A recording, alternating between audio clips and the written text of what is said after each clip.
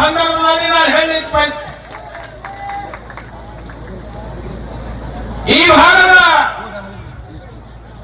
ಜನರ ಆಶಯ ಆಗಿತ್ತು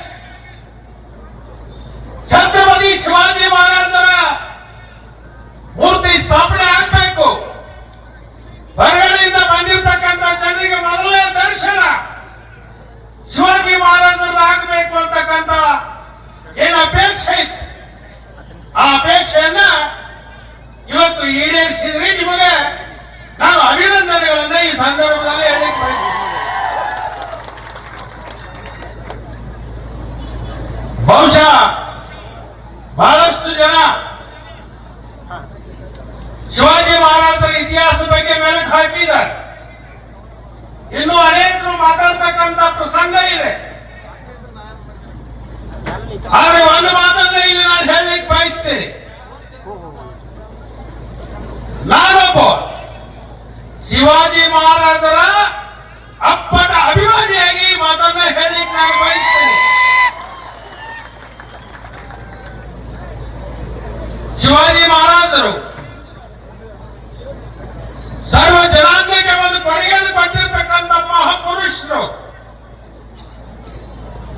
ಅವತ್ತಿನ ಕಾಲದಲ್ಲಿ ಜಾತಿ ಮತ ಪಂಥಗಳಿರಲಿಲ್ಲ, ಆದರೆ ಅಂತ ಒಂದು ಸಂದರ್ಭದಲ್ಲಿ ಎಲ್ಲರೂ ಒಗ್ಗೂಡಿಸಿ ಹಿಂದೂ ಸಾಮ್ರಾಜ್ಯವನ್ನ ಸೃಷ್ಟಿ ಮಾಡಿರ್ತಕ್ಕಂಥ ಮಹಾಪುರುಷ ಯಾರಾದ್ರೂ ಇದ್ರೆ ಅದು ಶಿವಾಜಿ ಮಹಾರಾಜರು ಅಂತಕ್ಕಂಥದ್ದು ನಾವ್ಯಾರು ಮಣಿಲಿಕ್ಕೆ ಸಾಕು. ಸಂದರ್ಭದಲ್ಲಿ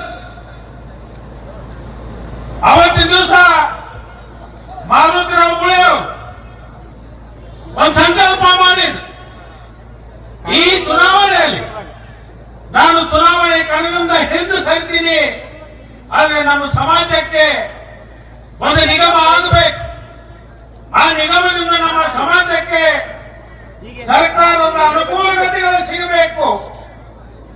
ಅದರ ಜೊತೆಗೆ ಎಲ್ಲಿ ಶಿವಾಜಿ ವಂಶಸ್ಥರ ಇದಾಗಿ ಹೋಗಿದ ಇತಿಹಾಸ ಅದಾವೆ ಅವಕ್ಕೆಲ್ಲವನ್ನು ಕೂಡ ಅಭಿವೃದ್ಧಿಯನ್ನ ಮಾಡಬೇಕು ಅಂತಕ್ಕಂಥ ಒಂದು ಹಿರಿ ಜೀವ ಅವತ್ತು ಜಡಪಡಿಸಿರ್ತಕ್ಕಂಥ ಅದನ್ನು ನೋಡಿ ಅವತ್ತು ನನ್ನ ಕೈಲಾದ ಸಹಾಯವನ್ನ ಮಾಡಿ ಆ ಕೆಲಸಕ್ಕೆ ಚಾಲನೆಯನ್ನು ಕೊಡುವುದರ ಮುಖಾಂತರ ಅದಕ್ಕೆ ಪ್ರಮುಖರನ್ನಾಗಿ ಮಾರುತಿರಾವ್ ಮುಳೆ ಅವರನ್ನ ನಿಯುಕ್ತಿ ಮಾಡಿರ್ತಕ್ಕಂಥ ಸಂತೋಷ, ಅದೊಂದು ಅಳುಗಿ ಸೇವೆ ನನಗೆ ಸಿಕ್ಕಿದೆ ಅಂತಕ್ಕಂಥ ಮಾತನ್ನ ಈ ಸಂದರ್ಭದಲ್ಲಿ ನಾನು ಹೇಳಲಿಕ್ಕೆ ಬಯಸ್ತೇನೆ. ವಿಶೇಷವಾಗಿ ನಮ್ಮ ಸ್ನೇಹಿತರು ಅನೇಕರು ಮಾತಾಡ್ತಕ್ಕಂಥ ಸಂದರ್ಭ ಇದೆ. ಈ ಕಾರ್ಯಕ್ರಮದ ಕುರಿತು ಅನೇಕ ತಮ್ಮ ಚಿಂತನೆಗಳನ್ನು ಹಂಚಿಕೊಳ್ತಕ್ಕಂಥ ಸಂದರ್ಭ ಇದೆ.